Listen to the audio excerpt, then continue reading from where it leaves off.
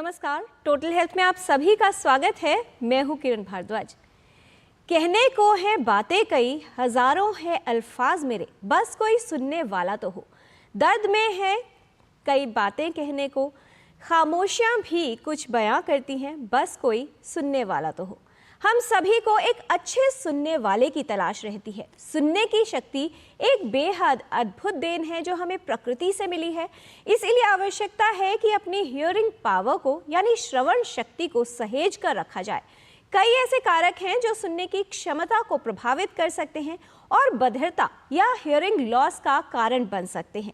आइए आज विस्तार से समझेंगे कि कौन से कारक हमारी सुनने की शक्ति को प्रभावित कर सकते हैं। वो लोग जिन्हें बधिरता की समस्या है, उनके लिए इलाज के उपाय या विकल्प क्या हैं और किस तरह से अपनी श्रवण शक्ति या सुनने की क्षमता को बचा कर रखा जा सकता है, ये सब बताएंगे विशेषज्ञ। जानकारी की शुरुआत करते हैं एक रिपोर्ट से और ये समझ लेते हैं कि सुनने की जो क्षमता है वो कितनी महत्वपूर्ण है और ये पूरी प्रक्रिया किस तरह से पूर्ण होती है। सुनने में परेशानी या कम सुनाई देना काफी लोगों के लिए समस्या बन जाता है। ये केवल वृद्ध लोगों की ही समस्या नहीं है।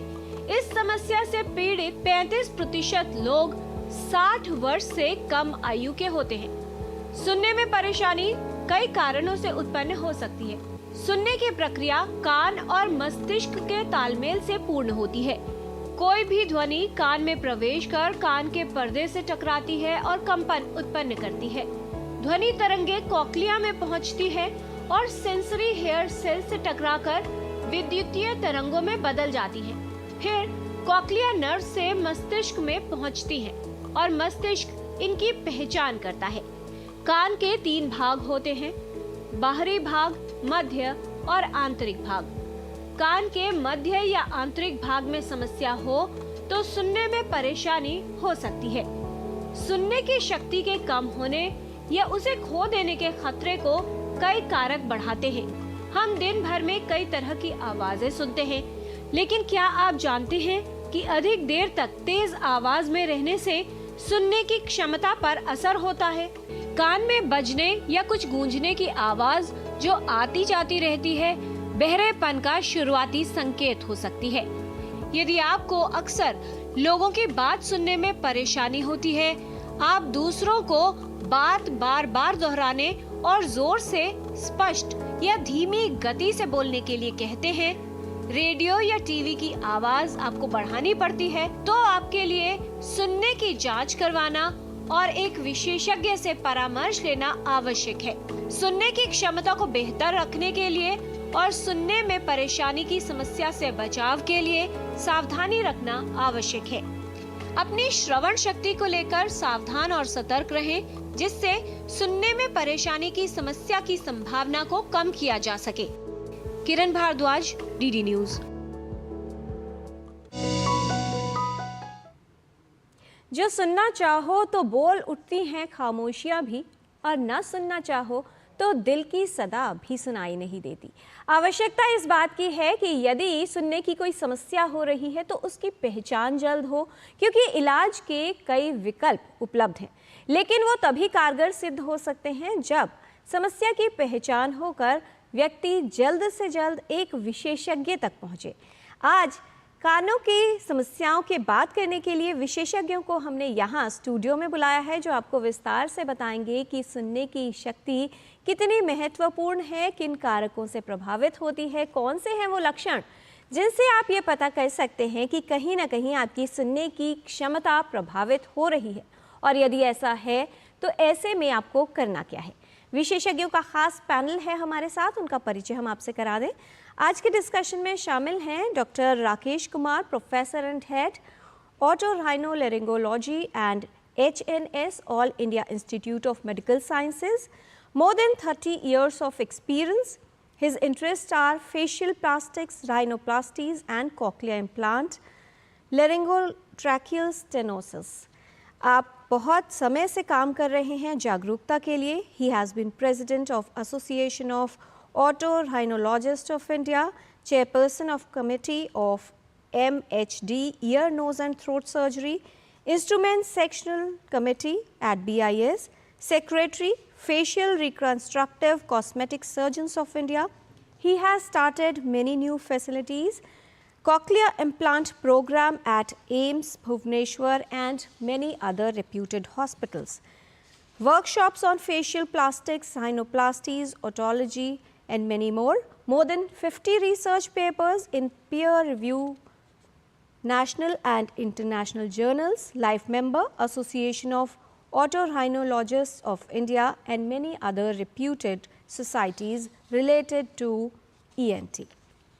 आज के डिस्कशन में शामिल रहेंगे doctor Ravi Mehar, director professor and head Otorhinolaryngology and HNS, Maulana Azad Medical College and Loknayak Hospital. Over 20 years of experience. Special interests are endoscopic sinus, ear surgeries and cochlear implantation. He is involved in voluntary services of organizing, coordinating and conducting ear surgery camps in various hospitals. That includes various screening programs for hearing in the schools. He has lifetime membership of Cochlear Implant Group India, Association of Otolaryngologists of India, Indian Society of Otology and All India Rhinology Society and many more reputed organizations. He has been honored with several prestigious awards, fellowship in otology at France and a conference EES at Tokyo, Japan, Eminent Medical and Health Education Teachers Award, Oration of USAOI and Indian Journal of Otology, Special Appreciation Award for work during Corona wave. बहुत स्वागत है doctor Ravi मेहर। नमस्कार। क्योंकि सुनने की समस्या बहुत बड़ी है और समाज में इस तरह से फैली है कि न सिर्फ वो व्यक्ति बल्कि उसका पूरा जीवन प्रभावित होता है। इसके लिए जागरूकता की आवश्यकता है। किस तरह से जन जन तक ये जानकारी पहुंचाई जा रही है और क्या प्रयास करने की आवश्यकता है, इस पर बात करने के लिए उपस्थित है हमारी विशेषज्ञ doctor Sunila Garg, professor of excellence, chair programme advisory committee, NIHFW, co-chair, ICMR member, DHR, over 43 years of experience. She was former dean, former sub-dean and head community medicine from Maulana Azad Medical College, head FMS Delhi University, chair several ethic committees, developed national program on prevention and control of deafness, Ministry of Health and Family Welfare, Government of India, member Lancet Commission on Hearing Loss, principal investigator for several international and national projects, published over 250 papers and manuals for WHO and Ministry of Health and Family Welfare on hearing loss and elderly care, honored with Public Health Impact Award, K.N. Rao Memorial Oration, awarded with fellowship at National Academy of Medical Sciences and State Award for Meritorious Services. बहुत स्वागत है doctor Sunila Garg. आज का जो विषय है वो हम सभी से संबंधित है और चिंता की बात यह है कि जब किसी व्यक्ति को धीरे धीरे सुनने की क्षमता में कमी आने लगती है तो या तो हम उसको लेकर लापरवाह हो जाते हैं या ध्यान ही नहीं देते, जिसके परिणाम स्वरूप समस्या बढ़ जाती है और व्यक्ति की जटिलताएं भी। इस विषय से संबंधित कोई भी जानकारी यदि आप लेना चाहते हैं या फिर हमारे विशेषज्ञों से फ़ोन पर बात करना चाहते हैं तो इन दो नंबर्स पर आप कॉल कर सकते हैं। नंबर है 011 दिल्ली का STD कोड जो आपको लगाना है, नंबर है 23097648 एंड 23097671। आप अपने प्रश्न ईमेल के माध्यम से भी हम तक पहुंचा सकते हैं। ईमेल एड्रेस है ddnewstotalhealth@gmail.com। तो आइए जानकारी की शुरुआत करते हैं और समझते हैं कि सुनने की क्षमता किस तरह से प्रभावित हो सकती है और हमारे लिए इतनी महत्वपूर्ण क्यों है। सबसे पहले डॉक्टर राकेश आपसे ही समझना चाहेंगे, इस हफ्ते में हमने 3 मार्च को विश्व वर्ल्ड हियरिंग डे बनाया है, विश्व श्रवण दिवस मनाया है। कितना महत्व आप मानते हैं और कितनी जागरूकता देखते हैं लोगों में जब बात आती है सुनने की समस्याओं को पहचानने की और उनके विषय में सतर्क रहने की? जी, इस बारे में ये बोलना चाहूँगा कि वर्ल्ड ने, स्पेशली WHO ने पहले समझा कि समस्या जो है काफ़ी मुश्किल है और इसके लिए लोगों को इसकी तरफ ध्यान खींचना बहुत ज़रूरी है। और भारत सरकार ने भी जो हमारा एक प्रोग्राम स्टार्ट किया है प्रिवेंशन ऑफ डेफनेस, तो गवर्नमेंट वर्ल्ड ओवर WHO सब लोग ये मानते हैं कि समस्या काफ़ी है और जटिल है और उसकी तरफ लोगों का ध्यान आना चाहिए। जैसे आपने बोला कि एक तो ये समस्या ऐसी है जो दिखती नहीं है, जैसे कोई अंधा है तो हमें पता लगता है कि देख नहीं सकता तो लोग उसकी हेल्प करते हैं, किसी के पैर में दिक्कत है, हाथ में दिक्कत है, वो भी दिखती है तो समाज का उनकी तरफ एक सहानुभूतिपूर्ण रवैया रहता है। जबकि जो हियरिंग लॉस है वो दिख नहीं रहा है, आपको देखने में लगता है आदमी नॉर्मल है, फिर अगर वो आपको दोबारा बोलने के लिए बोलता है या फिर आपकी बात नहीं समझ पाता तो उसको फिर तरह तरह से लोग बोलते हैं कि भाई बहरा है क्या, सुन नहीं सकता। तो इस सब को चेंज करने के लिए गवर्नमेंट के और वर्ल्ड ओवर जो एजेंसीज़ हैं उन्होंने इसकी तरफ ध्यान दिया, और क्योंकि समस्या है जब तक हम उसको पहचानेंगे नहीं समस्या और कितनी है तब तक उसका इलाज करना या उससे बचाव करना मुश्किल है। जी डॉक्टर रवि मेहर, किस तरह से समझाना चाहेंगे जब हम कहते हैं कि किसी व्यक्ति में बधिरता है तो क्या यदि वो बिल्कुल नहीं सुन सकता उसे ही बधिर माना जाएगा, या स्टेजेस या डिग्रीज किस तरह से आप लोग निर्धारित करते हैं? और जो एक सामान्य सुनने की क्षमता है, कई बार ऐसा बताया जाता है कि जो एनिमल्स होते हैं वो उन साउंड वेव्स को भी सुन पाते हैं जिसे ह्यूमंस नहीं सुन पाते। क्या ये क्षमता अलग होती है और किस लिमिट को एक सामान्य लिमिट माना जाए?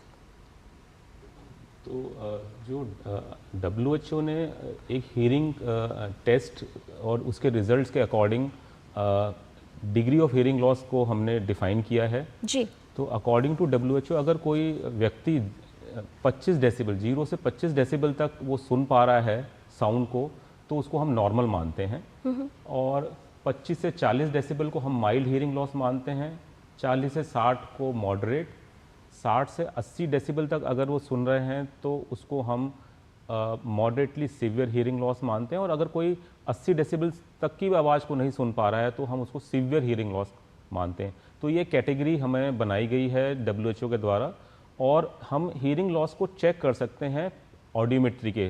तो उसका एक टेस्ट होता है जिसमें हम तरह तरह की आवाज़ें देते हैं मरीज को और मरीज से पूछते हैं कि उनको सुनाई दे रहा है कि नहीं दे रहा है जी। तो हम ऑडियोमेट्री के द्वारा ये पता कर सकते हैं कि किस व्यक्ति को कितना हियरिंग लॉस है, और उसी के हिसाब से हम उस फिर मरीज का आगे इलाज करते हैं। आपने जैसे बताया कि जानवरों में जो हियरिंग जो होती है, एबिलिटी होती है, वो हाई फ्रीक्वेंसी नॉइज़ को भी बहुत अच्छे तरह सुन पाते हैं। तो ह्यूमन की भी जो फ्रीक्वेंसी है, जो ह्यूमन ईयर की जो क्षमता है, वो 20 हर्ट्ज से लेके 20,000 हर्ट्ज तक की साउंड को सुन सकते हैं।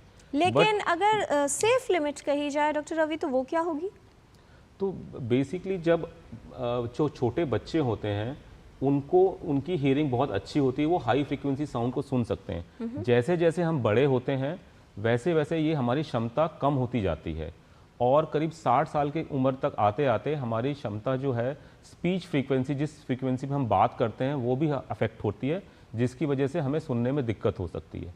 तो जो एज रिलेटेड हियरिंग लॉस जो होता है वो अराउंड 60-65 ईयर्स के एज पे आता है, और उसमें सुनने की शक्ति कम हो जाती है और हमें हियरिंग एड की ज़रूरत पड़ सकती है। जी डॉक्टर सुनीला, आप कई वर्षों से काम कर रही हैं जागरूकता के लिए। जब आप लोगों से मिलती हैं, किस तरह की जानकारी का स्तर आप देखती हैं और क्या प्रभाव होता है ऐसे लोगों में जिनकी सुनने की क्षमता प्रभावित हो?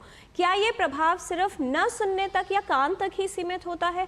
अगर पूरे जीवन की बात की जाए, जीवन की गुणवत्ता या क्वालिटी ऑफ लाइफ को देखें, कैसे प्रभावित होता है उस व्यक्ति का जीवन? बहुत बहुत धन्यवाद किरण क्वेश्चन को पूछने के लिए। और मैं कहूँगी कि इस साल वर्ल्ड हेल्थ डे 2025 का थीम भी ये है कि हम अपने आप को एम्पावर करें with correct knowledge to make hearing care reality for all. अगर हम रियलिटी फॉर ऑल की बात करते हैं तो हम बात करते हैं गर्भावस्था से लेके पूरी उम्र तक की बात करते हैं।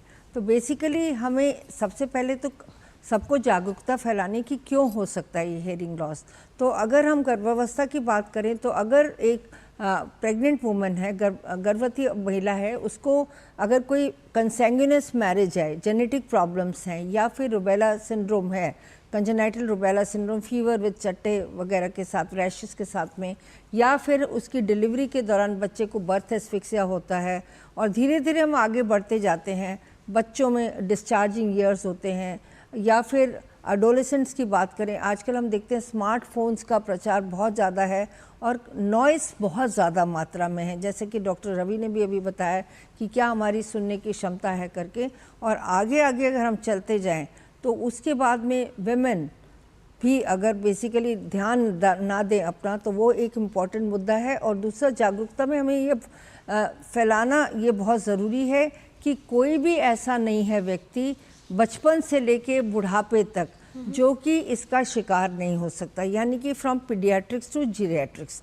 और हम अगर बात करें ऑटोटॉक्सिक मेडिसिन की, अगर आज की तारीख में हम काउंटर पे जाएं, कोई भी एंटीबायोटिक लेके खाएं, तो ये भी कान को एक बहुत घातक नुकसान पहुंचा सकते हैं। और नॉइस की बात तो हम कर ही रहे हैं। और जीरियाट्रिक्स की अगर हम बात करें तो बेसिकली ये एक नेचुरल प्रोसेस है, परंतु हमें लिसनिंग के ऊपर बहुत ज़्यादा ध्यान देना है। और रिहैबिलिटेशन आज की तारीख में पॉसिबल है। और मैं चर्चा ये भी करती हूँ कि 60% जो हेयरिंग लॉस है वो प्रिवेंटेबल है। तो इसका मतलब ये इम्पॉर्टेंट है कि हमें ध्यान देना है पूरे across the life span hearing के ऊपर। तो आप एक यूज़फुल सिटीज़न तभी बन सकते हैं जब आप प्रॉपर सुन पाएंगे। नहीं तो आप बचपन से लेके अगर हम देखेंगे तो जो बच्चा, जैसे कि मैंने बोला, जो सुनेगा नहीं वो बोलेगा नहीं, उसका सोशल आइसोलेशन होगा, उसको फ्रस्ट्रेशन होगी, जॉब नहीं मिलेगी, एजुकेशन में प्रॉब्लम आएगी, तो ओवरऑल अनएम्प्लॉयमेंट होगी। तो 80% हमारा जो हेयरिंग लॉस है आज की तारीख में, दैट इज़ अनमेट। सो हमें पूरा जो है ध्यान जो है, क्योंकि इसकी पूरी जो है इसका असर इंसान की पूरी ज़िंदगी पर पड़ता है। और जैसे कि डॉक्टर साहब ने भी अभी बताया, ये इनविजिबल है, so we have to be very very careful. जी, और इसकी शुरुआत यहीं से होती है कि जो लक्षण अगर हो रहे हैं, यानी बधिरता अगर शुरुआती दौर में भी है, तो उसकी पहचान की जाए। सतर्क रहना ज़रूरी है और उसके लिए जानकारी ज़रूरी है। जानकारी के लिए आवश्यक है प्रश्न पूछना। फिलहाल एक कॉलर हैं, अनिल कुमार जी हैं झारखंड से, जिन्होंने कॉल किया है। अनिल जी, बहुत स्वागत आपका। क्या जानना चाहते हैं आप?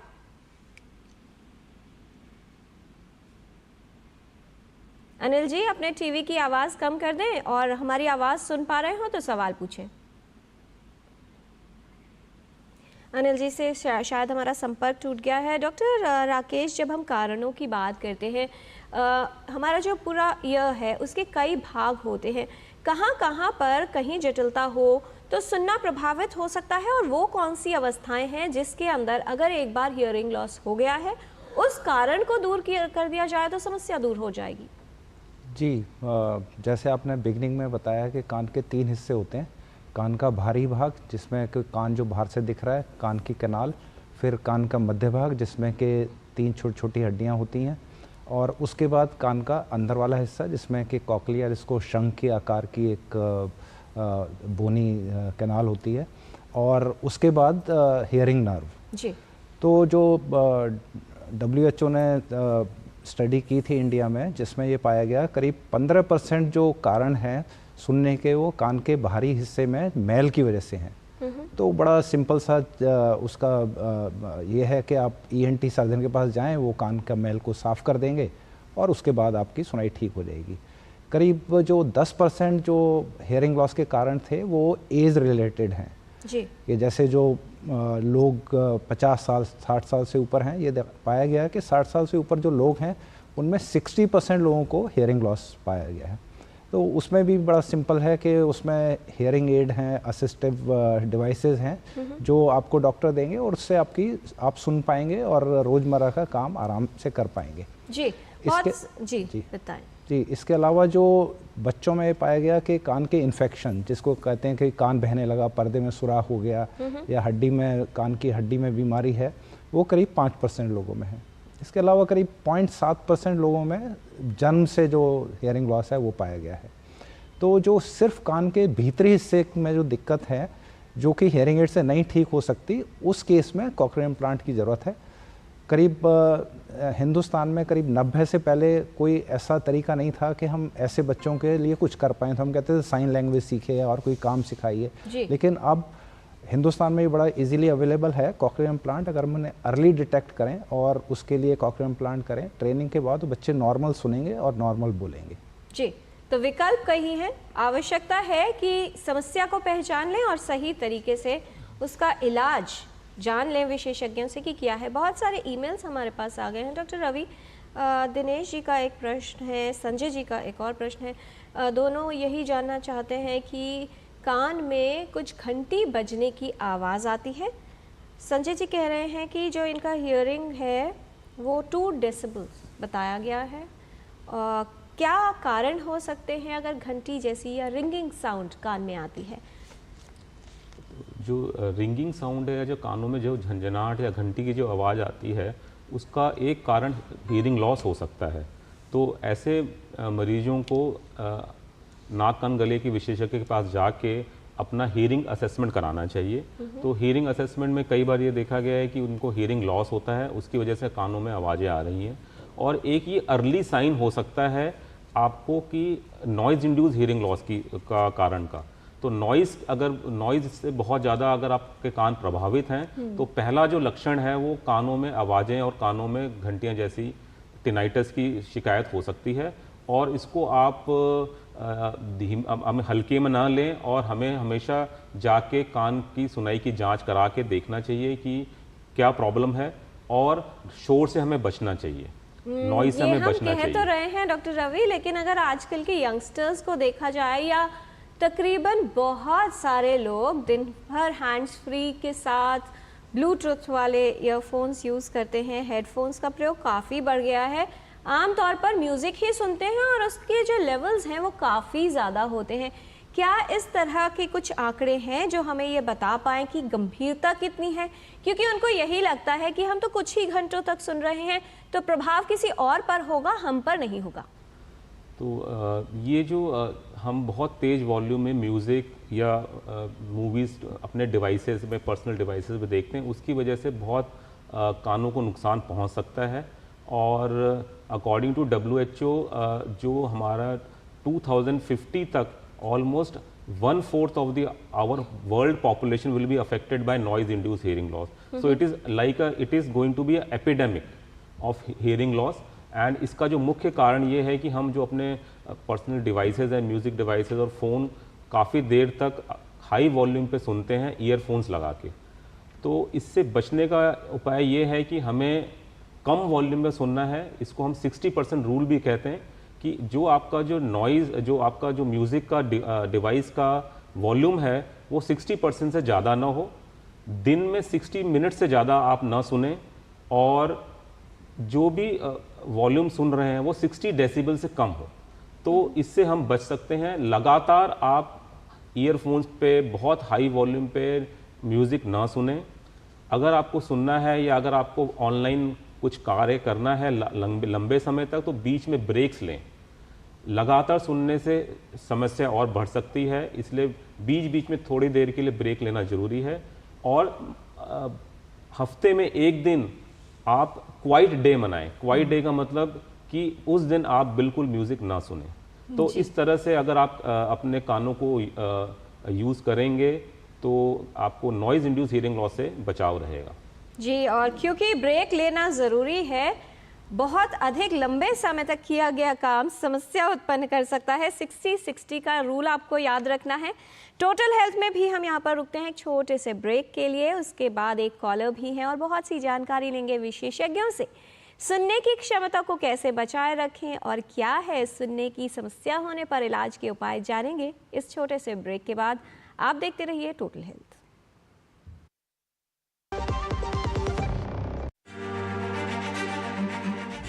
किसानों की फसल कटाई के बाद उन्हें अपनी मेहनत का सही मूल्य मिले, यह हर किसान का अधिकार है। लेकिन अक्सर आर्थिक तंगी के कारण किसानों को अपनी फसल कम दामों पर बेचनी पड़ती है। भारत सरकार खाद्य और सार्वजनिक वितरण विभाग की क्रेडिट गारंटी योजना इस समस्या का समाधान लेकर आई है। अब किसान अपनी फसल को WDRA पंजीकृत गोदामों में इलेक्ट्रॉनिक नेगोशिएबल वेयरहाउस रसीद के माध्यम से तब तक सुरक्षित रख सकते हैं जब तक उन्हें उनकी फसल का उचित दाम न मिल जाए। इस योजना के तहत किसानों को फसल कटाई के बाद बेहद कम ब्याज दर पर कर्ज उपलब्ध कराया जाता है, ताकि वह अपनी वित्तीय जरूरतें पूरी कर सकें और अपनी फसल को सही समय पर बेच सकें। अब किसान बिना किसी अन्य संपत्ति को गिरवी रखे केवल इलेक्ट्रॉनिक नेगोशिएबल वेयरहाउस रसीद के माध्यम से 75 लाख रुपए तक का कर्ज ले सकते हैं। वहीं MSME, FPO और व्यापारियों के लिए यह सीमा 200 लाख रुपए तक है। क्रेडिट गारंटी योजना किसानों को सशक्त बनाकर आत्मनिर्भर बना रही है।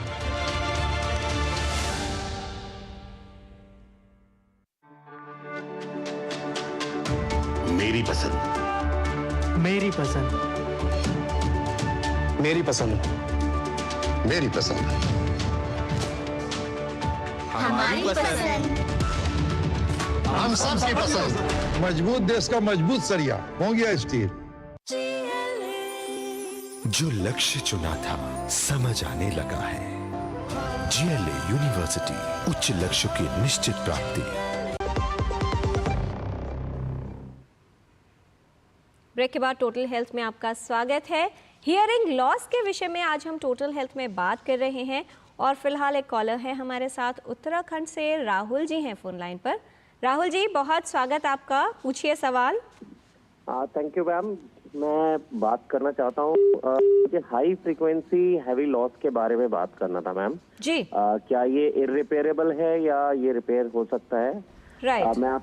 मैं खुद इस समस्या से जूझ रहा हूँ। मैं आपको बताना चाहता हूँ, मैं आर्मी में हूँ और हम लोग का प्रोलॉन्ग्ड फायरिंग एक्सपोजर की वजह से ये काफी समय बाद में समझ में आता है कि आप इस समस्या से जूझ रहे हैं, ऑडियोमेट्री वगैरह टेस्ट के बाद में।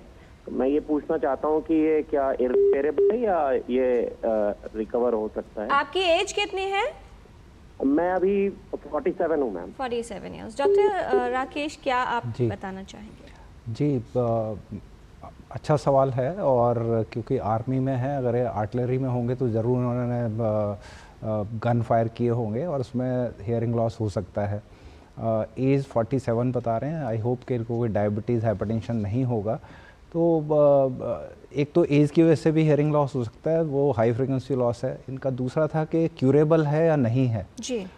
एक बार जब हियरिंग नर्व जो वीक हो जाता है उसको हम रिकवर नहीं कर सकते। ऐसा नहीं है कि वो हाई फ्रीक्वेंसी हियरिंग लॉस हुआ, हमने कुछ दवाइयाँ दी, ऑपरेशन किया, ठीक हो गया, ऐसा नहीं होता है।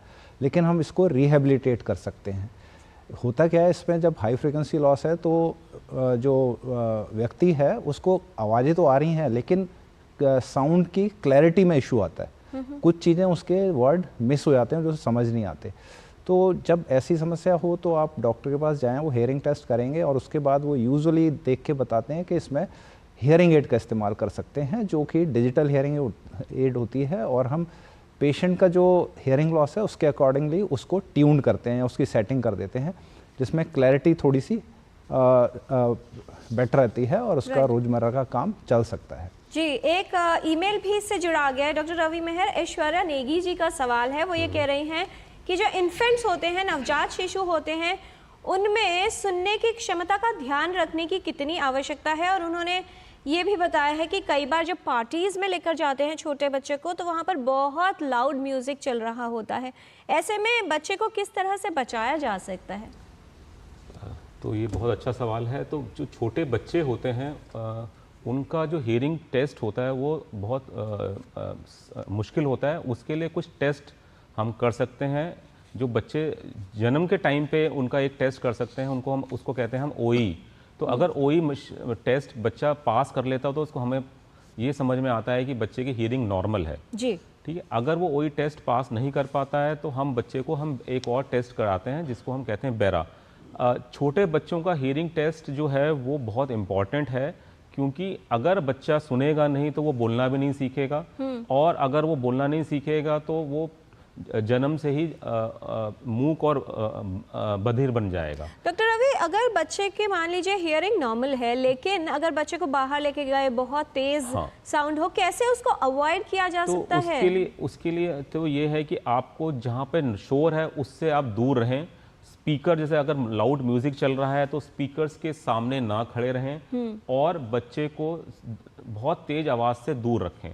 जी। अगर आपको लगता है कि हम ये सब चीज़ें नहीं कर सकते हैं तो हमें ईयर मफ्स या ईयर प्लग्स आते हैं, तो हम ईयर प्लग्स का यूज़ कर सकते हैं। ईयर प्लग से करीब 20 to 30 डेसिबल साउंड कम हो जाती है और कानों को नुकसान होने से बचाव होता है। जी, लेकिन ये इस बात का जो है ये कहा जा सकता है, ये सोच के ना बैठ जाएं कि बच्चे को इस तरह की कुछ एड्स लगा दी हैं या टेक्नोलॉजी का प्रयोग कर रहे हैं, ईयरफोन्स से बचा रहे हैं और ईयर प्लग्स लगा दिए हैं तो बच्चे को कहीं भी ले जाया जा सकता है। उसकी सुनने की क्षमता को बचा कर रखना बहुत ज़रूरी है। डॉक्टर सुनीला गर्ग, बहुत सारे कारण ऐसे हैं बच्चों में हियरिंग लॉस के जो प्रेगनेंसी से जुड़े होते हैं, क्या कारण है वो और कितना ध्यान रखने की आवश्यकता है? ये बहुत इम्पोर्टेंट सवाल है, पर पहला क्वेश्चन से रिलेटेड मैं थोड़ा एक ही कमेंट देना चाहूँगी जी। कि अपने बिहेवियर में चेंज लाएं।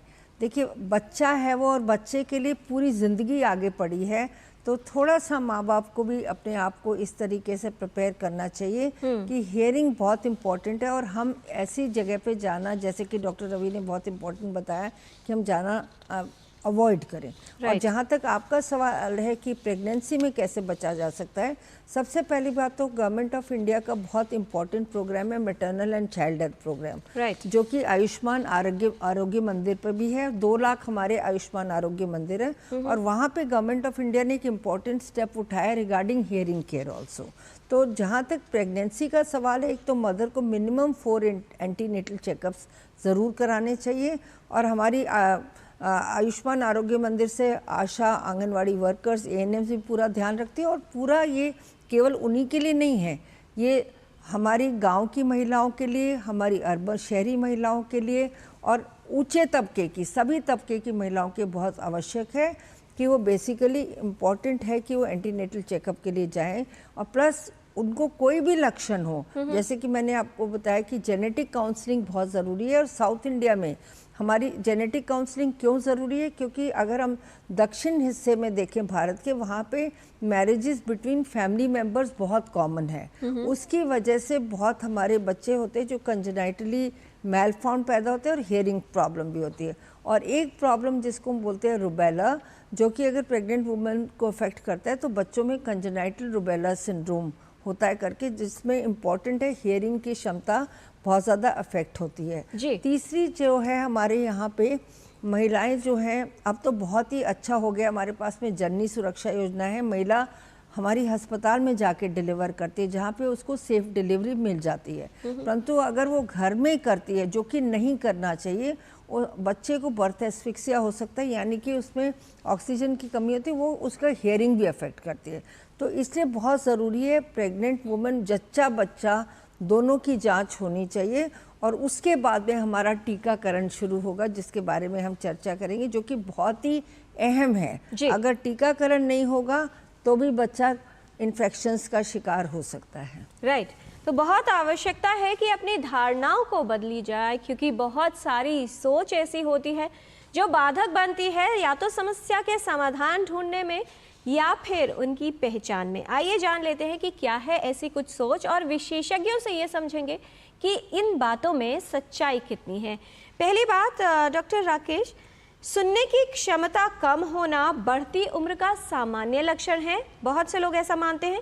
इसके लिए यदि समस्या हो तो कुछ नहीं किया जा सकता या कुछ करने की आवश्यकता नहीं होती, क्या कहना चाहेंगे? नहीं, पार्टली ठीक है। अगर आप अदरवाइज हेल्दी हैं तो उम्र के साथ साथ हियरिंग लॉस बढ़ता है। जैसे मैंने बोला कि 60 साल की उम्र या उससे ज़्यादा उम्र के 60% लोगों में हियरिंग लॉस होता है। वो अगर आप 45 पे आ जाएंगे तो हो सकता है वो आंकड़ा कम हो जाए कि उसमें 15% 20% हो। लेकिन अगर मान लीजिए जैसे हमने पहले चर्चा की कि हियरिंग लॉस नॉइज़ से एक्सपोज्ड हैं या डायबिटिक हैं, हाइपरटेंसिव हैं, आपका कुछ दवाइयाँ ले रहे हैं, उससे भी हियरिंग लॉस हो सकता है। और दूसरा ये कि भाई कुछ करने की आवश्यकता नहीं है, नहीं, बिल्कुल गलत है। पहले हम बोलते थे जब तक आपको दिक्कत नहीं है आप चलाइए ऐसे काम, लेकिन आजकल देखा गया बढ़ती उम्र के साथ लोग आइसोलेट होने लगे हैं, उनका सोशल कांटेक्ट कम हो गया और अगर हियरिंग लॉस भी है तो वो और सोशल कांटेक्ट और ज़्यादा कम हो जाएगा। तो आपको जैसे ही लगे कि हियरिंग लॉस हो रहा है तो आप फ़ौरन नाक कान गला विशेषज्ञ के पास जाएं, वो आपको हियरिंग टेस्ट करेंगे और वो बताएंगे कि उसमें हियरिंग एड की आवश्यकता है या नहीं। जी। तो घर पे ना बैठें, आप उसकी जांच जरूर करें। तो अगर आपको समस्या है तो ये मानकर ना बैठ जाएं कि ये बढ़ती उम्र की वजह से हो रहा है। समस्या कितनी गंभीर है और आगे क्या करना है ये निर्धारित करने दीजिए विशेषज्ञों को। दूसरी बात, डॉक्टर मेहर, बहुत से लोग ये मानते हैं कि सुनने की जांच या स्क्रीनिंग जो नवजात शिशुओं में की जाती है सिर्फ उन्हीं शिशुओं के लिए आवश्यक होती है जिनके माता पिता में से किसी को बधिरता हो। क्या कहना चाहेंगे? तो ये सुनने की जो शक्ति है वो सिर्फ खाली जिन पेरेंट्स में प्रॉब्लम है या उन्हीं बच्चों को हमें टेस्ट नहीं करना है, हमें सभी बच्चों को टेस्ट करना है। उसको हम कहते हैं यूनिवर्सल न्यूनेटल हियरिंग स्क्रीनिंग। वो इसलिए करना है हमें हर बच्चों को क्योंकि अगर हम सिर्फ ऐसे बच्चों को करें जिनके में रिस्क है, हाई रिस्क अगर स्क्रीनिंग अगर हम सिर्फ करेंगे तो हम 50% बच्चों को डायग्नोज नहीं कर पाएंगे। इसलिए हमें हर बच्चे का, जो बच्चा किसी भी हॉस्पिटल में पैदा हो रहा है, उसका हियरिंग स्क्रीनिंग करना बहुत आवश्यक है। और इसको हमें करने का एक और मकसद ये है कि हम जल्दी से हमें ये पता चल पाएगा कि इस बच्चे को हियरिंग की प्रॉब्लम है और हम जल्दी से उसका रिहैबिलिटेट कर पाएंगे। रिहैबिलिटेट का मतलब उसको हम हियरिंग एड दे पाएंगे या उसका हम कॉक्लियर इम्प्लांट कर पाएंगे। हम जितना देर करेंगे उतना जो मस्तिष्क की जो क्षमता होती है सुनने की और बोलना सीखने की, वो हमारी परमानेंटली लॉस हो जाती है। अगर हम किसी बच्चे को 5 साल, 6 साल, 7 साल तक हम उसका डायग्नोसिस नहीं करते हैं और डिले डायग्नोसिस करते हैं और उसका फिर इलाज करने की कोशिश करते हैं, तो ऐसे बच्चों में जो रिज़ल्ट है वो अच्छा नहीं होता और वो परमानेंटली सुनने की शक्ति खो देते हैं और साथ में ही वो बोल नहीं पाते हैं। तो इसलिए हमें जल्दी से उनको डायग्नोस करना है और जल्दी डायग्नोसिस तभी कर पाएंगे जब हम हर बच्चे का screening at the time of birth in hospital करें। जी, अगली जो धारणा है वो बहुत ही आम है डॉक्टर सुनीला और कई बीमारियों के साथ होती है। हम विशेष तौर पर बात करेंगे हियरिंग लॉस से संबंधित कि शिशु में जन्म से यदि बधिरता हो तो ये परिणाम है गर्भावस्था में माँ द्वारा की गई किसी लापरवाही का। हर मामले में क्या कहना चाहती हैं?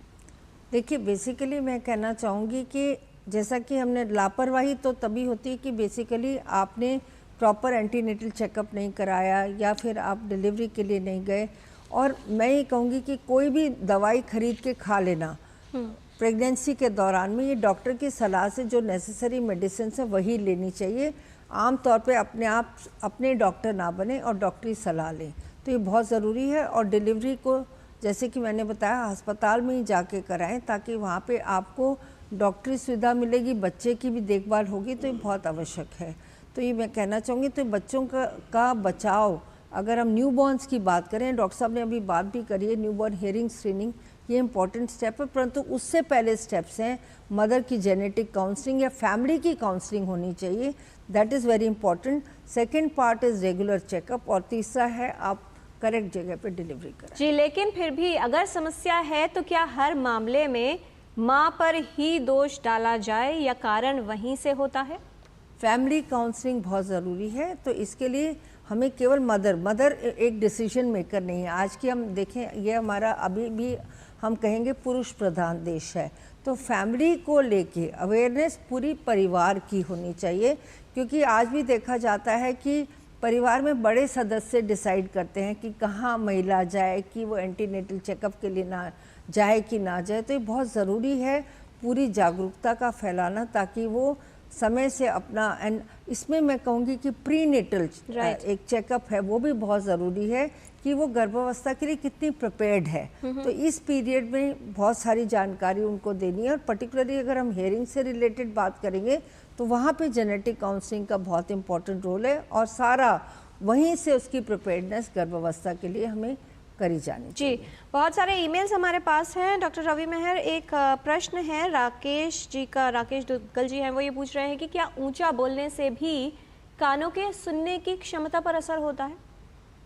नहीं, ऐसा तो नहीं है। ऊंचा आप बहुत ज़्यादा चिल्ला के बोलेंगे तो यानी जो व्यक्ति ऊंचा बोलता है क्या उससे उसकी सुनने की क्षमता प्रभावित हो सकती है? हालांकि देखा ये जाता है कि जो लोग ऊंचा सुनते हैं वही ऊंचा बोलते हैं। हाँ, जो उस ऊंचा सुनने से प्रभावित नहीं होता है, बट अगर व्यक्ति बहुत ज़्यादा ऊंचे आवाज़ में बोल रहा है तो इसका मतलब ये है कि उसको हो सकता है कि हियरिंग लॉस हो और उनको जनरली नर्व डेफनेस होती है ऐसे पेशेंट्स में, जिनको कि वो जो बहुत तेज बोल रहे हैं, क्योंकि वो अपनी आवाज़ को नहीं सुन पा रहे हैं, तो वो अपनी आवाज़ को बहुत तेज बोलकर बात करते हैं। और ऐसे मरीजों को हमें हियरिंग असेसमेंट के लिए, ऑडियोमेट्री के लिए जाना चाहिए और उनको देखना चाहिए कि उसमें कोई सुनने की शक्ति कितनी प्रभावित है, और अगर कोई प्रभावित है तो हियरिंग एड या कुछ असिस्टेड डिवाइसेस लगाने चाहिए। जी, क्योंकि तेज बोलना, ऊंचा बोलना या बार बार दूसरों से ये कहना कि दोबारा बोलिए, ये भी इस बात का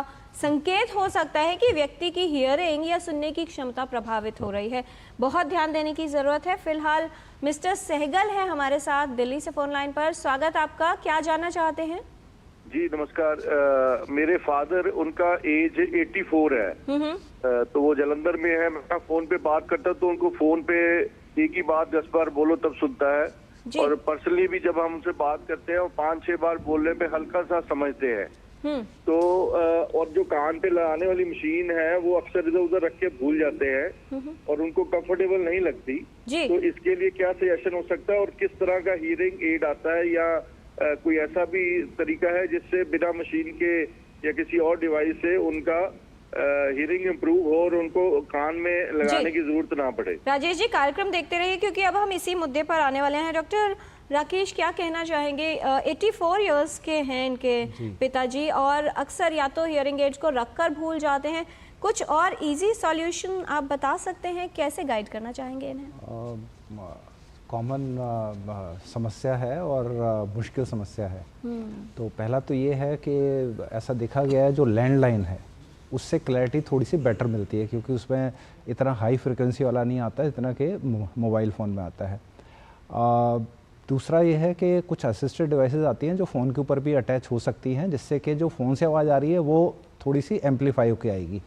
तो शायद हियरिंग एड अगर वो भूल भी गए हैं तो उनकी बात समझ पाएंगे। लेकिन जैसा बता रहे हैं 84 है और कई बार रिपीट करना पड़ता है तब उनको समझ आ रही है, तो उनका एक बार चेकअप कराएं। जो उनकी हियरिंग एड है, जैसे हम लोग पढ़ने वाले जो ग्लासेस या चश्मे लगाते हैं, हर एक या 2 साल में उसके जो पावर है वो चेंज होती है, तो हमें अकॉर्डिंगली नंबर चेंज करना पड़ता है।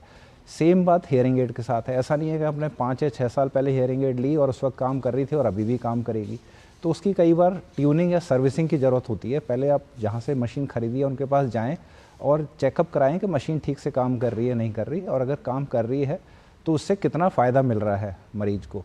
अगर फ़ायदा नहीं हो रहा है तो उसकी ट्यूनिंग करके उसको बेटर किया जा सकता है। अगर उससे भी नहीं मदद मिल रही है तो थोड़ी हाई पावर हियरिंग एड का इस्तेमाल करें। जी डॉक्टर रवि, अगर किसी को सुनने में समस्या है, एक बार ये निर्धारित हो गया कि हियरिंग लॉस है, एक तो बात हुई हियरिंग एड की, उसके अलावा जैसा राजेश जी जानना चाह रहे थे कि क्या कोई और विकल्प भी हो सकता है, किस तरह के विकल्प हैं और कौन सी दशाओं में उनका प्रयोग किया जा सकता है?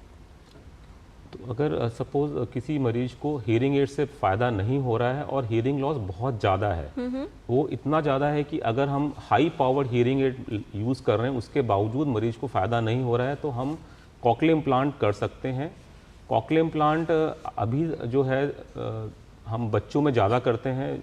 इंडिया के अंदर जो नवजात शिशु हैं जिनको हियरिंग लॉस हो रहा है उनको हम कॉक्लियर इम्प्लांट से रिहेबिलिटेट करते हैं, बट ये कॉक्लियर इम्प्लांट एडल्ट्स में भी किया जा सकता है। ऐसे मरीज जिनको कि हियरिंग एड से बिल्कुल फ़ायदा नहीं हो रहा या उनको बिल्कुल सुनाई नहीं दे रहा है, उनका हम कॉक्लियर इम्प्लांट से रिहेबिलिटेशन कर सकते हैं और उनसे उनको फ़ायदा हो सकता है। जी हाँ, क्या कई सारे हमने कारणों की बात की थी, क्या कुछ ऐसे कारण हैं जिसमें किसी सर्जरी की आवश्यकता होती है डॉक्टर मेहर? हाँ, तो सर्जरी की आवश्यकता, जैसे जो मध्य कान होता है, मध्य कान में कान का पर्दा होता है और कान की ऑसिकल्स यानी कि बोन्स होती हैं, छोटी छोटी बोन्स होती हैं जो साउंड को बाहरी वातावरण से कान के अंदरूनी भाग तक पहुंचाती हैं। तो अगर कान के पर्दे में छेद है तो उसका हम ऑपरेशन से इलाज कर सकते हैं। वैसे ही अगर कान की हड्डियां गल गई हैं या बीमारी की वजह से, इन्फेक्शन की वजह से वो ख़राब हो गई हैं, तो हम उनको रिपेयर कर सकते हैं। और इन्फेक्शन अगर कान के अंदर फैल गया है, कान की जो मैस्टॉइड बोन होती है उसके अंदर इन्फेक्शन पहुंच गया है, तो उस कंडीशन में भी हम ऑपरेशन के द्वारा मरीज को फ़ायदा पहुंचा सकते हैं। तो जैसे जो भी मिडल ईयर का प्रॉब्लम है, एक्सटर्नल ईयर और मिडल ईयर की जो प्रॉब्लम है उसको हम कान की सर्जरी के द्वारा काफ़ी हद तक ठीक कर सकते हैं। अगर कान की नस में प्रॉब्लम है, जो कान की जो नस, जो सुनाई की जो नर्व होती है वो ब्रेन तक सिग्नल लेके जाती है, अगर उस सुनाई की नस में प्रॉब्लम है तो उसका इलाज हमारे पास ऑपरेशन से के द्वारा नहीं है, उसके अंदर हमें हियरिंग एड लगानी पड़ती है। और अगर हियरिंग एड से भी फायदा नहीं हुआ, जैसे मैंने बताया, हम कॉकलियर इम्प्लांट के बारे में सोच सकते हैं। राइट। डॉक्टर राकेश, किस तरह से मेंटेनेंस इम्पॉर्टेंट है हियरिंग एड का, जो हमारे एक व्यूअर का सवाल भी था, उसी के माध्यम से हम जवाब दे सकते हैं। और जब कॉकलियर इम्प्लांट कराया जाता है, क्या ऐसी संभावना हो सकती है कि उस प्रोसीजर को रिपीट करने की आवश्यकता हो? पहले जो मेंटेनेंस की बात आपने बोली, 2-3 चीज़ें जो आदमी अपने आप कर सकता है। एक तो कान को पहले हियरिंग एड लगाने से पहले कान की जांच करा ले, उसमें मैल वगैरह ना हो, क्योंकि कई बार मैल जो उसका वेंट होता है, जो होल है, उसमें फंस जाएगा तो फिर आपको आवाज़ नहीं आएगी। दूसरा, कान में अगर इन्फेक्शन है तो उसका आपको इलाज कराना है। और तीसरा ये है कि हर एक 6 महीने या साल के बाद जाके अपना हियरिंग एड जहाँ से ख़रीदा है उनसे उसका ट्यूनिंग करा लें। और बैटरी ऑपरेटेड हैं तो बैटरी आप ख्याल रखें कि बैटरी जब उसकी वीक होने लगे तो आप बैटरी को चेंज कर लें। जहाँ तक कॉकलियर इम्प्लांट का सवाल है कि दोबारा करने की ज़रूरत पड़ेगी या नहीं पड़ेगी, आमतौर से जो कंपनियाँ देती हैं कॉकलियर इम्प्लांट, वो कहते हैं कि एक 2 हिस्से हैं, एक अंदर वाला, एक बाहर वाला। जो अंदर वाला जो सर्जरी से इम्प्लांट करते हैं उसकी जो वारंटी है वो 10 साल की देते हैं। एम्स में हम लोगों ने पहला ऑपरेशन किया था वो 1997 में किया था और अभी तक काम कर रहा है। तो आमतौर से ज़्यादातर केसेस में एक बार जो अंदर वाला इम्प्लांट कर दिया जाता है वो लाइफ लॉन्ग काम करता है, अनलेस कि उसमें कोई इन्फेक्शन हो जाए, कोई चोट लग जाए, जैसे मान लीजिए गिर गए, हेड इंजरी हो गई, वो इम्प्लांट टूट गया, तब उसको चेंज करने की ज़रूरत है। या करीब लेस देन 1% केसेस में होता है जो टेक्निकल इशू आते हैं कि जो अंदर वाला इम्प्लांट के हिस्से ने काम करना ही बंद कर दिया, तो उसको चेंज करने की ज़रूरत पड़ती है। जहाँ तक बाहर वाला है, जो स्पीच प्रोसेसर बोलते हैं, वो आमतौर से जो गवर्नमेंट ऑफ इंडिया का रूल है कि वो 3 साल से पहले उसको नहीं देंगे, इवन कई बार गुम हो जाता है। लेकिन ये भी देखा गया है वो भी करीब 10-12 साल तक भी लोग उसका इस्तेमाल करते हैं और अच्छे से इस्तेमाल होता है। जी, आज टोटल हेल्थ में हम बात कर रहे हैं सुनने की समस्या क्या है, इसके कारण, और हमारे विशेषज्ञ बता रहे हैं कि इलाज के क्या विकल्प आप लोग प्रयोग कर सकते हैं। कुछ और जानकारी लेंगे विशेषज्ञों से इस छोटे से ब्रेक के बाद। आप देखते रहिए DD news. Under the Honorable PM's leadership, an unprecedented push to yoga has been given. Today, yoga is playing a significant role in enhancing health and wellness across the world. PM Yoga Awards are given in recognition to outstanding contributions by individuals and organizations to the field of yoga. These awards carry a trophy, certificate and a prize of 25 lakh rupees. Hurry! Send your entries through MyGov platform before 31st March. Visit Ministry of Ayush website or MyGov platform for more details. तो अपने सोने को काम पे लगाइए, आज ही call कीजिए 1-800-313-1212 पर। जब धरती चीर कर निकलता है लोहे का पत्थर और मिलता है मोंगिया के जोश से, फिर तपता है, पिघलता है और बनता है फौलाद। अब होता है सरिया सारी खूबियों के साथ। मोंगिया स्टील, मजबूत देश का मजबूत सरिया। जो लक्ष्य चुना था समझ आने लगा है। GLA यूनिवर्सिटी, उच्च लक्ष्य की निश्चित प्राप्ति। ब्रेक के बाद टोटल हेल्थ में आपका स्वागत है। हियरिंग लॉस क्या है, इसके कारण और कैसे आप अपने सुनने की क्षमता को बेहतर रख सकते हैं, इस विषय पर हम बात कर रहे हैं। विशेषज्ञों का खास पैनल है हमारे साथ, डॉक्टर राकेश कुमार, डॉक्टर रवि मेहर, डॉक्टर सुनीला गर्ग। विशेषज्ञों से कुछ और जानकारी लेते हैं रैपिड फायर क्वेश्चंस राउंड के माध्यम से। छोटे सवाल और बहुत छोटे जवाब। पहला प्रश्न डॉक्टर राकेश आपसे कि क्या हियरिंग लॉस का मतलब है बिल्कुल भी सुनाई ना देना? नहीं, गलत है। जैसे पहले भी हमने डिस्कस किया, हेयरिंग लॉस के अलग अलग सीवियरिटी हो सकती है। वो कम भी हो सकता है, इंटरमीडिएट हो सकता है, या टोटल हियरिंग लॉस हो सकता है। जी डॉक्टर मेहर, क्या ये समस्या सिर्फ वृद्ध लोगों में ही होती है, बच्चों में नहीं? नहीं, ये समस्या, हियरिंग लॉस की समस्या जन्म से लेके बूढ़े लोगों तक हो सकती है। तो हर एज का व्यक्ति इससे प्रभावित हो सकता है। डॉक्टर सुनीला, क्या बच्चे में अगर बधिरता की समस्या है तो वो जेनेटिक या आनुवंशिक ही होती है? नहीं, उसके कई कारण हो सकते हैं। इसमें डिलीवरी से रिलेटेड कारण भी हो सकते हैं, जेनेटिक भी हो सकते हैं, और मदर को कोई बेसिकली प्रॉब्लम है ड्यूरिंग प्रेगनेंसी, उससे भी हो सकता है। जी डॉक्टर राकेश, क्या गर्भावस्था के दौरान माँ में मेनिंजाइटिस, मीजल्स, मम्स या रूबेला जैसे समस्याएं बच्चे में हियरिंग लॉस उत्पन्न कर सकती हैं? जी बिल्कुल। डॉक्टर रवि मेहर, क्या बच्चे में जन्म के समय यदि सही ऑक्सीजन ना मिले, बच्चे का वजन कम हो, प्री मेच्योरिटी हो यानी समय से पहले हो जाए जन्म, या जॉन्डिस हो जाए, तो क्या इसका प्रभाव सुनने की क्षमता पर पड़ सकता है? हाँ, ऐसे बच्चों में सुनने की शक्ति कम हो सकती है और ऐसे बच्चों का तुरंत इलाज कराना चाहिए। जी, क्या उन्हीं बच्चों को समस्या होती है और वो जन्म से ही नजर आ जाएगी यदि बच्चे में किसी तरह की सुनने की समस्या है? डॉक्टर सुनीला, देखिए, हमें सभी बच्चों की जांच करनी चाहिए, जिसको हम यूनिवर्सल न्यूबॉर्न हियरिंग स्क्रीनिंग कहते हैं, ताकि हमें पता चल सके कि बच्चा देखने में ठीक हो सकता है परंतु वो सुनने में कमजोर हो सकता है। जी, सबकी जांच होनी चाहिए। किसी भी व्यक्ति में सुनने की क्षमता प्रभावित हो रही है, इसका आरंभ में क्या संकेत हो सकता है? यदि व्यक्ति टीवी की वॉल्यूम बढ़ाता है, यदि बार बार बातें पूछता है, या लोगों से बात करने से कतराने लगा है? डॉक्टर राकेश जी, तीनों बातें सत्य हैं।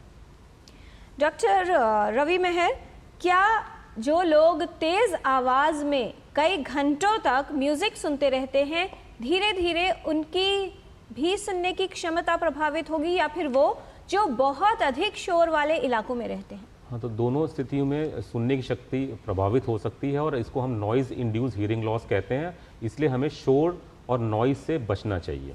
डॉक्टर सुनीला, जो बच्चे सुन नहीं पाते वो इंटेलेक्चुअली भी काफ़ी हद तक सीमित रह जाते हैं, यानी वो बुद्धिमान भी नहीं होते, क्या ये बात सत्य है? बिल्कुल सही है, और उससे सोशल आइसोलेशन भी होता है और उनके पूरी पर्सनालिटी पे भी असर पड़ता है। जी, कॉक्लियर इम्प्लांट एकमात्र विकल्प है हियरिंग लॉस को ठीक करने का सभी के लिए? डॉक्टर राकेश जी नहीं, कॉक्लियर इम्प्लांट सिर्फ उन केस में किया जा सकता है, इसमें hearing loss total hearing loss है।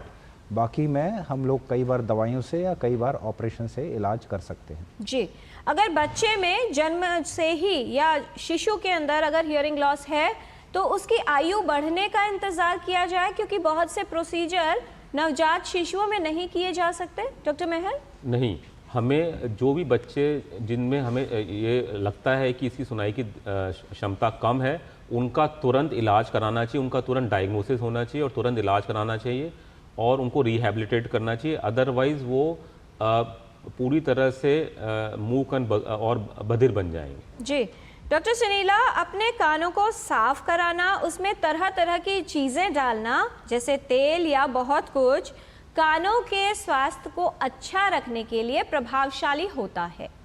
ये बहुत गलत है, हमें कान में कुछ भी नहीं डालना चाहिए, कनमैलिए से कान नहीं साफ कराना चाहिए। कोई अगर सोचे कि कोई जूस वगैरह डाल दे, ओनियन जूस, गार्लिक जूस, ये गलत है। और हियरिंग बड्स का, आप जो क्लीनिंग बड्स हम कहते हैं, उसका बिल्कुल भी प्रयोग ना करें, क्योंकि वो अगर वैक्स वगैरह वो उसको अंदर पुश कर देगा और उससे आपकी हियरिंग की क्षमता और भी कम हो जाएगी। जी, क्या किसी व्यक्ति को अपने कान रोज साफ करने की आवश्यकता होती है? डॉक्टर राकेश, और बहुत से लोग ईयर ड्रॉप्स का प्रयोग काफ़ी करते हैं, ओटीसी यूज़ होने वाली आम दवाओं में से है, कितनी सुरक्षित है? जी, कान को साफ करने की बिल्कुल आवश्यकता नहीं है, क्योंकि कान एक ऐसा हिस्सा है जो अपने आप को क्लीन करता रहता है, और जो बाहर से जो भी चीज़ें आप ले रहे हैं बिना विशेषज्ञ की सलाह के बिना ना इस्तेमाल करें। जी, क्या जिन बच्चों की सुनने की क्षमता प्रभावित होती है उनकी स्पीच भी अफेक्टेड होती है और वो दूसरी लैंग्वेजेस भी नहीं सीख सकते? हाँ, बिल्कुल सही कहा। जो बच्चे सुन नहीं पाते वो बोलना भी नहीं सीख पाते, क्योंकि बोलना सीखने के लिए सुनना बहुत ज़रूरी है। तो ऐसे बच्चे जो सुन नहीं रहे हैं वो बोलने में भी सक्षम नहीं होते, और इसलिए हमें उनका जल्दी से डायग्नोसिस करके रिहैबिलिटेशन करना चाहिए। जी, डॉक्टर सुनीला गर्ग, इम्यूनाइजेशन या वैक्सीनेशन गर्भावस्था में और छोटे बच्चों के लिए कितना आवश्यक है सुनने की समस्याओं से बचाव के लिए भी? बिल्कुल 100% इफेक्टिव है, और साथ ही इम्यूनाइजेशन गर्भावस्था में भी और बच्चों के लिए भी। और एक चीज़ मैं ऐड करना चाहूँगी, screening for chronic disease, diabetes, hypertension, इनकी भी जांच लगातार होनी चाहिए। और ये ज़रूर होनी चाहिए, क्योंकि ये भी एक इम्पॉर्टेंट कारण है जिससे हमारा हेयरिंग लॉस हो सकता है। जी, क्या अगर किसी ने कॉक्लियर इम्प्लांट यूज़ किया है या हियरिंग एड का प्रयोग कर रहा है तो जो उसकी सुनने की क्षमता है वो बिल्कुल सामान्य हो जाती है? डॉक्टर राकेश, दोनों के साथ राइडर है। अगर हम कॉक्लियर इम्प्लांट कर रहे हैं बच्चों में, जितना जल्दी करेंगे उतना चांसेस ज़्यादा हैं कि वो नॉर्मल सुने, नॉर्मल बोले। उसको लेट करेंगे तो नहीं होगा नॉर्मल। ऐसे ही हियरिंग एड अगर आपने सही टाइम पे लगाई है और ठीक हियरिंग एड लगाई है तो उससे पूरा फ़ायदा होगा। अगर हियरिंग एड प्रॉपर नहीं है और कोई पुरानी हियरिंग एड या आपने शॉप पे जाके सिंपली ख़रीद ली उसके इस्तेमाल तो उतना फ़ायदा नहीं होगा। डॉक्टर रवि मेहर, अगर कोई किसी को आवश्यकता है, दोनों कानों की हियरिंग प्रभावित है, तो क्या एक कान में ही हियरिंग एड लगाकर काम चला लिया जाए? वृद्ध लोगों के साथ ऐसा काफ़ी होता है। नहीं, अगर आप को हियरिंग लॉस से प्रभावित हैं और दोनों कानों में दोनों कानों में हियरिंग कम है तो दोनों कानों में हियरिंग एड लगाना चाहिए। जो नेचर ने हमें 2 कान दिए हैं तो 2 कानों का फंक्शन ये है कि हमें डायरेक्शन सेंस पता चलता है कि किस तरफ से आवाज़ आ रही है और जो साउंड की क्लैरिटी होती है वो भी ज़्यादा बेटर सुनाई देती है। तो इसलिए हमें अगर दोनों कानों में हियरिंग का अभाव है तो हमें दोनों कानों में आइडली दोनों कानों में हियरिंग एड लगानी चाहिए। जी, डॉक्टर सुनीला गर्ग, क्या संदेश देना चाहेंगी हम सभी व्यूअर्स के लिए? किस तरह से सतर्क रहना सुनने की समस्या को पैदा करने या अगर है तो उससे बचाव में उपयोगी हो सकता है? देखिए, पूरी तरह से हमें जागरूकता फैलाना बहुत ज़रूरी है, क्योंकि ये इनविजिबल है। और जैसे कि मैंने बताया कि हमारे 9.2% लोग जो हैं 100 में से वो किसी प्रकार के हियरिंग लॉस से वो ग्रसित हैं। तो जांच होना ज़रूरी है, गर्भावस्था से लेके बुढ़ापे तक। तो यानी कि गर्भावस्था, नवजात शिशु से लेके एडोलेसेंट से लेके पूरा एंड तक, ये बहुत ज़रूरी है। So be the vision of change what you want to see in the world. We will like to see a world in which everybody can hear properly and everybody is an alert individual. Doctor Rakesh, क्या संदेश देना चाहेंगे सभी के लिए, कैसे अपने सुनने की क्षमता को बचा कर रखा जाए? जी, मैं जो यंग लोग हैं उनके लिए ये बोलना चाहूँगा कि जो आपके लिए एंटरटेनमेंट है या वर्क प्लेस है तो वहाँ पे बहुत ज़्यादा शोर शराबे से दूर रहें। ख़ासतौर से ईयरफोन का इस्तेमाल कम से कम करें। जहाँ पे सोशल फंक्शन है, बम पटाखे चल रहे हैं, वहाँ से दूर रहें। लाउड स्पीकर के पास ना खड़े हों। और सारे जो बच्चे हैं, जो पेरेंट्स हैं, जिनके भी नवजात शिशु हैं, उनकी जांच जरूर करें सुनने के लिए। डॉक्टर रवि मेहर, आपका संदेश कितनी महत्वपूर्ण है सतर्कता सुनने के लेकर और कितना आवश्यक है कि सही समय पर विशेषज्ञ के पास पहुंचा जाए और सही उपचार मिल जाए, क्या संदेश देना चाहेंगे? तो, मैं यही बोलना चाहूँगा कि हमें अपनी सोच को बदलना है। जनरली जो हियरिंग लॉस को लोग अवॉइड करते हैं, हियरिंग लॉस का इलाज में लापरवाही बरतते हैं, तो उस लापरवाही को ना करें। और अगर आपको कुछ प्रॉब्लम है, सुनने की शक्ति में प्रॉब्लम है या कान से डिस्चार्ज आ रहा है, बहुत तेज़ आप म्यूज़िक सुन रहे हैं, तो ऐसे में बचें और अपने को नाक कान गले विशेषज्ञ के पास जाके अपना इलाज कराएं। बहुत धन्यवाद इस तमाम जानकारी के लिए डॉक्टर राकेश कुमार, डॉक्टर रवि मेहर, डॉक्टर सुनीला गर्ग, आप सभी का। विशेषज्ञों ने आपको ये बताया है कि छोटी छोटी बातें, चाहे लाउड म्यूज़िक सुनना हो या बहुत शोर में रहना, आपके सुनने की क्षमता को प्रभावित कर सकता है। लेकिन यदि आपकी सुनने की क्षमता पहले से ही प्रभावित है, यानी किसी तरह का हियरिंग लॉस है, इलाज के विकल्प कई हैं। आवश्यकता इस बात की है कि आप सही समय पर विशेषज्ञ तक पहुंच जाएं और किस विधि से इलाज हो सकता है उसकी जानकारी लें, क्योंकि सही समय पर लिया गया सही फैसला जीवन में उचित परिणाम देता है और जीवन की दशा और दिशा दोनों ही बदल सकता है। इसलिए अपनी सेहत को लेकर सतर्क रहें। और अक्सर हमें वो लोग ज़्यादा पसंद आते हैं जो हमारी बात सुनते हैं, इसलिए सुनने की शक्ति में लापरवाही ना करें, इसका ध्यान रखें। ये अनमोल देन जो आपको मिली है, आवश्यकता इस बात की है कि उसे सहेज कर रखा जाए। हियरिंग लॉस एक बड़ी समस्या है और एक एपिडेमिक का रूप ले सकती है। उस व्यक्ति के जीवन को प्रभावित करती है जिसको ये समस्या होती है। इसलिए समस्या ना हो, हम सभी को इसकी देखभाल भी करनी है और सही ख्याल भी रखना है। सेहत के प्रति सतर्क रहे। आज के कार्यक्रम में इतना ही। टोटल हेल्थ की पूरी टीम को दीजिए अनुमति। नमस्कार।